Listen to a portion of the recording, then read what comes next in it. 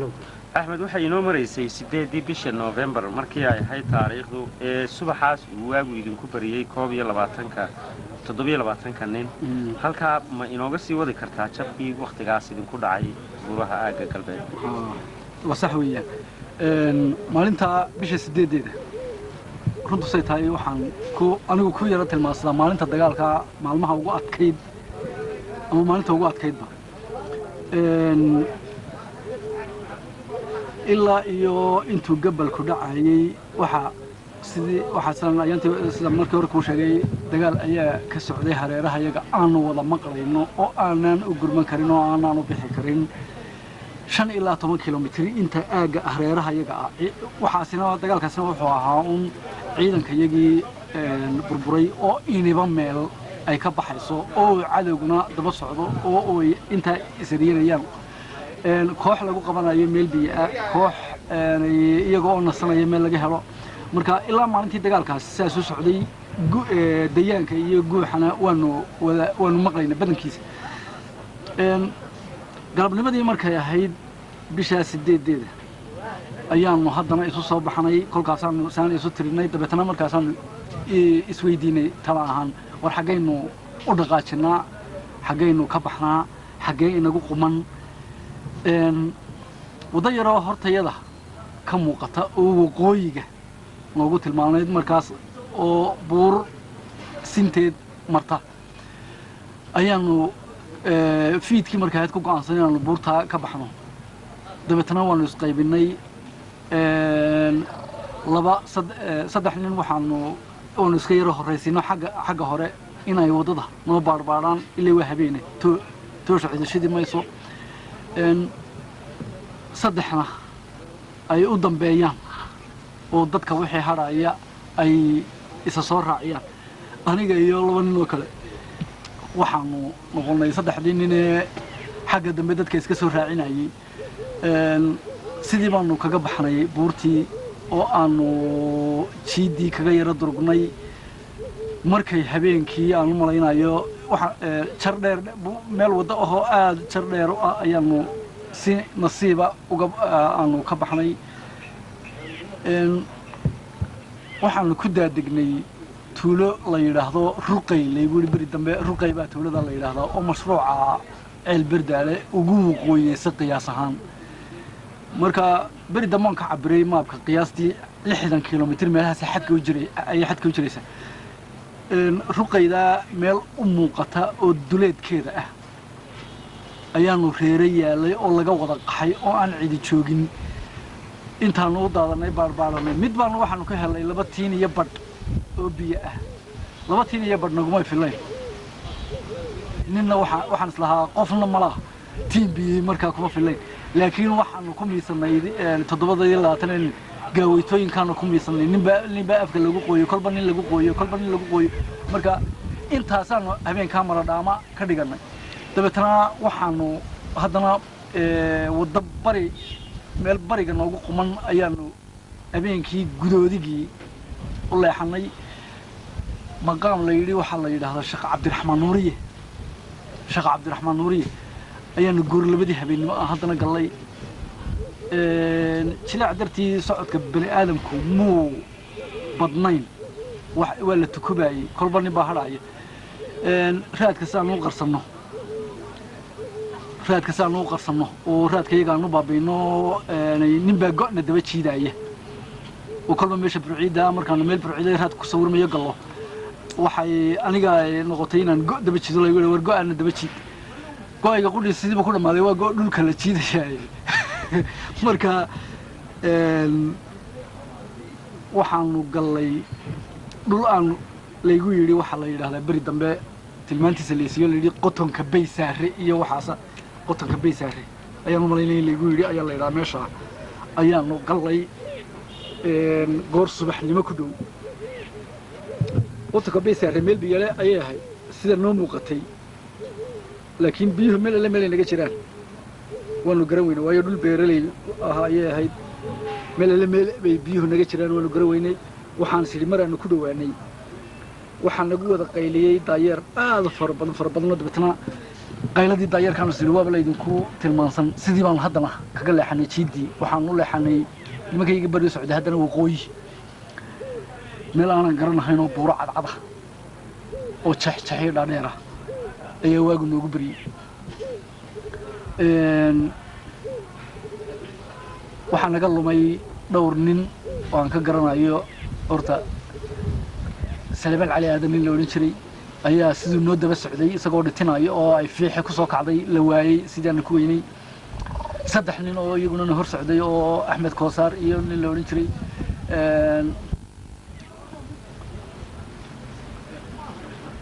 iyo laba nin oo kale Muuse Kharajiye iyo nin kale Mawlid Gamadiil saddexdan nin baa haddana isla subaxda oo naga horeeyay iyagana meel ay ka dhaceen dub afartan midna uma aanan arag 7 maana 3 ka yagin inay kale in yar oo godado oo isu muuqato jaxjax ayaan ku wada dhuumanay saddexda nin ee naga yara hormaray Axmed Koosaar ku jiray waxaanu fiidkii gooray ahayd ayaanu weynay markaanu isnii waa kuwii halkan hortiina galay soo baadi doonkii aan ku baadi doonay dubuma waanu weynay waxaana noogu dambeysay araggii subaxnimadii gariiro yaryar oo agteeda ka baxayay maalintii baan u qaadanay in nimanka ah ay deewqacadi ku heshay kolka waxaana wararkooda haddana aan maqlay nin ka mid ah Axmed Koosaarka in gacan lagu dhigay oo dadkii Hargeysa lagu dilay markii dambe lagu toogtay December inuu ka mid ahaa fiidkii maalintaana wax ma aanan cunin biyana intii aan soo sheegay baan noo ahayd fiidkii markay ahayd ayaanu dareeray 23 maytiradaydu hadda noqoto afartaas sida ah ayaanu ku weynay 23 ka yigin sidaanu u soconay hal reer ayaanu u galay reerkii markaanu warwaraysanay waxa dhacday war kale oo naga naxiyay bay noo sheegeen waxay noo sheegeen Daawud Daahir raagi in la qabtay oo maanta lagu hayay jiidaha warkiisii ay soo galay warkiisii uu soo gaaray tuulooyinka mashruuca ku yaala nin odayaho kamida reerka oo warkaana siiyay ayaanu ka codsanay inuu nakaxeeyo jiidan bal hadda anagu mid garan mayne dhinacu noo saaro xageen idin geeyay wuu dhul buutriyay dhulka anagu midkaayana ma aanan garanahayn Yuusuf Weyne oo eriyada aan isla Malawi ku xariibsan yahay ayaa wuxuu maqlay tuulo la yiraahdo bus dabeetana wuxuu yiri war bus soo mahati ay caynka ay gabadha waqooyiga ka xigtay ha war bal eriyada ayna mariya kood dabeetana dhul eriyadii ku dhow ninkii 8 habeenimo meelaha masjidii barkii baan u malaynaa inuu ka dhaqaaqnay siduu noo waday wuxuu naga soo laabtay labadii habeenimo meelaha ayuu odayga naga soo laabtay intaana waanu kolba yara nasanayno dad xoog u soconaya ma nahay yara tabcaan baan nahay 8 markay labadii habeenimo tahay aanu yara farfariisanay ayaa waxa dhacday haddana dadku daw u daadanaya aad ba loo qardaysan yahay waxa dhacday nin kamid ah ragii oo dhitinayay markaas raggan wada socon nin kamid oo dhitinayay oo la wada yaqaano Mahdi Isxaal oo jiray ayaa goobta ku gamay kolka markaanu ka kacnay waxay ahayd gudcur markaanu ka kacnay de markasta la isma wada tabaynin waxaanu tawnay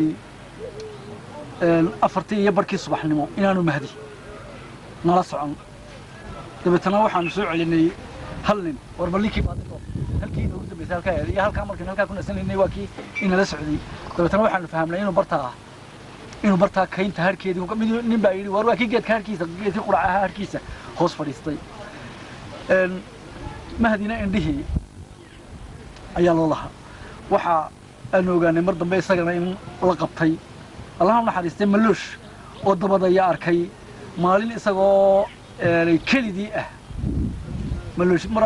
markaanu kala wada lumnay ayaa kadib Maloosh arkay iyadoo 10 nin Mahdi Isxaal ay wadaan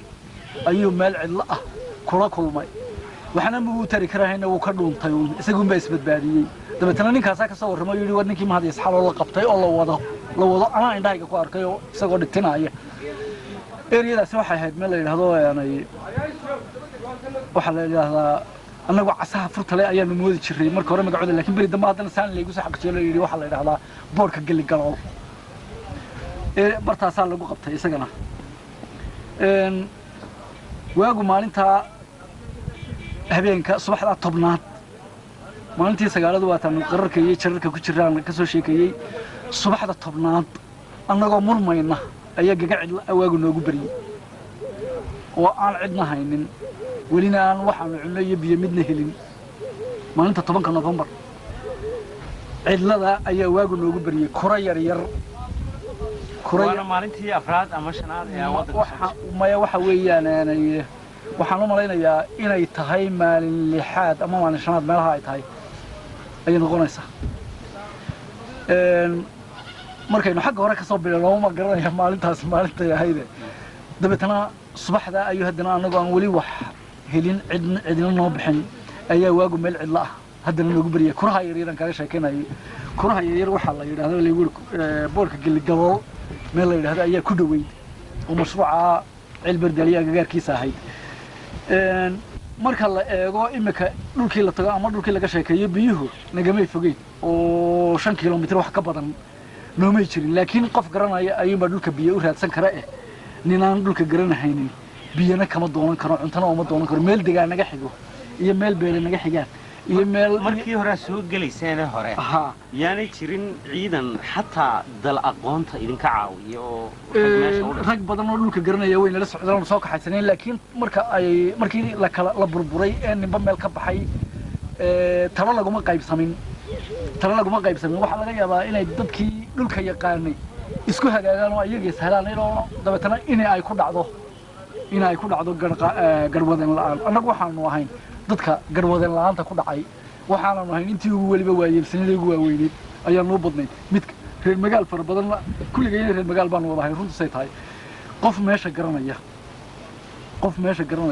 waa aniga idin leeyahay Yuusuf Weyne oo dhegta ka maqlay waxaa jirta bus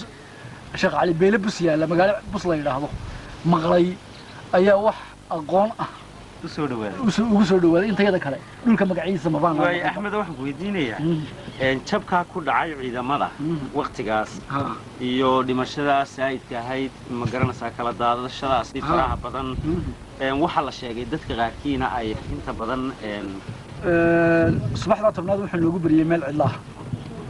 oo la yiraahdo boorka geligalool waxaanu kuryar dusheed baanu isla baxa kayn badan oo caynka samay lahayn dhul galoola oo digri yari hoosta ka qabsaday ayaa noo muuqday sidaan u wareegaysanayna meel u deedeynay ee ay 7 ama 8 meelaha marayso ayaa Axmed Ibrahim Daahir wuxuu helay 4 geed oo digri hoosta kaga baxay oo yara shareeran waxaanu isugu nimay dabta kayntii warana arkay meel buuro kayntii baanu dabtana isugu soo wada ururay intii halkii baanu wax kayna seexdeen qaar kayna seexdeen inina gaad naanu reebanay ka gaadka qudhiiso fadhiga ayuu gaad ku haya madaxun baa digriga ka soo yara dhex baxaye maaragtay nin gaad military qabanaya ma jiro waxa suurta gasha qof kasto gaad qabta xataa wuu jilcsan waa la gamaya markaanu 10 meelaha ahayn laba nin oo reebaadiya baa noo soo galay labadiina waxaanu isla weydi ka warbixino waanu qabqabanno waanu xidhno ilaa gabolku damaayo intaanu wareysanno war xagga ka timaadeen waxay noqdeen dad mashruucan ka tirsan oo deegaanka marka sidii baanu ku qabanay kowdii iyo barkii labadii meelaha markay marayso ayaa Allah u naxariistay nin la oran jiray Xasan Quulle ayaa intuu istaagay wuxuu arkay niman raadkayagii ku taagan oo ilaa kontomeeyanina oo na soo galay oo xoogaa noo soo jira waa kaca buu leenahay markaanu farfariisanaanu qoryihii diyaarsanay ee aanu wada aragnay ayay iyaguna arkeen shareerkan yar kullayna cid ku soo jirto halkii bay rasaas nagu soo fureen bartaasu dagaal maalinta naga bilaabmay labadii ama kowdii barkii duhurnimo maalinimo wayna yara naxsadeen markii hore oo waanu kala yara firdi gaadhnay haddana dub baanu isu xaaxaamanay kontonkii nin baanu u jilib dhignay xataa mar dhowr jeer baanu eryanaanu la kacnay kolba markaanu la kacno dee niman wax badan ciidan iska fogeyn karaya maahin waanu soo noqonnaa markaanu soo noqonnaanu eryadii dub ugu soo laabanaba iyaguna waa niman iswa oo war isgaadhsiin leh oo dirtay ciidamo iyo gurmade haddana ay nagu soo laabtaan waxay nagu gaadhay sidaan isugu garaacaynay afartii iyo barkii galabnimo markay marayso ayaa waa niman ciidan dee sugaayee 100 nin in ku dhow yahay haddana waqooyi naga soo gashay markii 100 nin soo galeen ayaanu haddana yaacanayo kuriyar baanu dusha uga baxnay halkiina waana lagaga hari waayo waxa hoosta ayaana laga soo galay shantii iyo barkii ama shantii meelaha markaan waana lagaga dhintay shantii iyo barkii meelaha ama shantii meelaha markay marayso ee hareeraha laga soo galay ayaa nala soo jabsaday may ahayn buur aad difaaceedu wanaagsan oo dee waxay ahayd buur aan qarsoodi badan lahayn dabeetana gondaha iyagaa la soo galay fiidkii markay tahay ee ay shantii barkii meelaha ku dhowdahay ayaan filaya ayaa ninba meeshii uu fooda ku hayay ayuu dhaqaaqay ninba meel baa loola cararay annagu 4 nin ayaanu noqonnay afartayadii nin waxaa la eriyaday 2-3 kilomitir ayaana la eriyaday shan kale oo cabdullaahi askar ku jira waqooyi baa loo eriyaday axmed ibraahim daahir axmed weyli meel cidlaa ayaa loo eriyaday ninka maloosh la yidhahdo meel cidlaa ayaa loo eriyaday ninba meel baa loola kacay cali cadsa dirqibuu isna meel kaga baxay ninka cali cabdillaahi isna dirqibuu ku baxay markii dambe aan wareystay ninkii noogu dambeeyey meeshii isna dirqi kaga baxa wuxuu cabdirisaaq juxa allah u naxariistay ayuu noqday goobtaa waxaanu ahayn annagu 22 baanu goobtaa ku joognay maalin markii nala helay 8 baana laga dilay waxaanu ku baxnay 14 sida markii dambe markaanu iska helay dabaylweyne meesha la yidhaahdo aanu intayada soo nabad gashay dabaylweyne isugu kaaya horreysay waxaanu ku baxnay 14 nin waxaa goobtaa ku dhintay axmed cabdi qaraash oo sarkaal ahaa iyo ilaa 8 iyo 7 nin oo kale 8 uu ku jiro ninkaasi kolka markaanu ka wareysanay xataa gaar baa loo eriyaday isaga iyo 6 nin isaga iyo 5 nin baan filayaa gaar baa loo eriyaday buurtii bari baa loogala degay eriya qar iyo jar oo goobtii aanu kaga jiray difaaca meel galbeeda ka xigta ayaa iyagana lagu sheegay bari dambe lafoodi iyo midkoodina loogu soo sheegay 3 nin midkoodii waxaa lagu sheegay buurta yar dusheeda oo farxaan iyo cabdiweli nin la yidhaahdo farxaan cabdi obsiye iyo cabdiweli iyo raggaas ay ka mid ahaayeen marka